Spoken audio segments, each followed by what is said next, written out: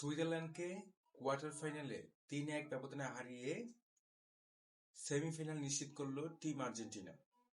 Argentina তারা উঠছে, তারা যেভাবে ম্যাচটাকে ধরে রেখেছে এবং 3-1 ব্যবধানে হারিয়েছে সুইজারল্যান্ডকে, উঠতে থাকা সুইজারল্যান্ডকে। ম্যাচের শুরুতেই গোল করে 10 মিনিটে আর্জেন্টিনা। তারপরে এই গোলটা শোধ করে সুইজারল্যান্ড 67 মিনিটের মাথায়।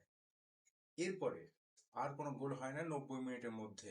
1-1 সমতায় তারা বিরতিতে যায় এবং এই ম্যাচটা অতিরিক্ত টাইমে চলে যায়। অতিরিক্ত টাইমে 112 মিনিটের মাথায়, অর্থাৎ আরো অতিরিক্ত টাইমের 22 মিনিটের মাথায় গোল করে বসেন আবারও আর্জেন্টিনা। তারা 2-1 ব্যবধানে এগিয়ে যায়।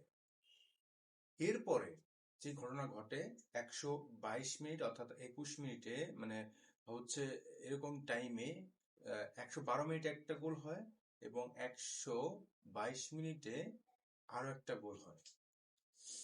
তখনই তারা লিড পায় 1-1, 2-2, 3-1 ব্যবধানে। তারা কিন্তু ম্যাচটা জয়লাভ করে নেয় আর্জেন্টিনা। আর্জেন্টিনা এই জয়ের ফলে তারা পৌঁছে গেল সেমিফাইনালে। সুইজারল্যান্ডকে হারিয়ে আর্জেন্টিনা পৌঁছে গেল সেমিফাইনালে। এখানে আজকে মেসি হয়তো গোল পান নাই, তবে মেসি দলের হয়ে সর্বোচ্চ চেষ্টা করেছেন, অ্যাসিস্ট করেছেন, তারপরে অন্যদের সাহায্য করেছেন। হ্যাঁ, যেই কারণে আর্জেন্টিনা আজকে দল হিসাবে সেমিফাইনাল নিশ্চিত করলো। স্পেন, ফ্রান্স, আর্জেন্টিনা এবং ইংল্যান্ড, এই 4টা দল কিন্তু রয়ে গেল 48টা দলের মধ্যে। 48 দলের মধ্যে এই 4টা দল খেলবে একে অপরের সাথে। স্পেন এবং ফ্রান্স, ইংল্যান্ড এবং আর্জেন্টিনা। 2টা সেমিফাইনাল ম্যাচ অনুষ্ঠিত হবে আগামী কিছুদিনের মধ্যেই।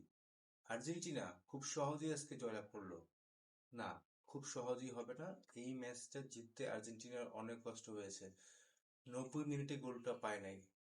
90 মিনিটের মধ্যে 1-1 সমতায় থাকে দুই দল।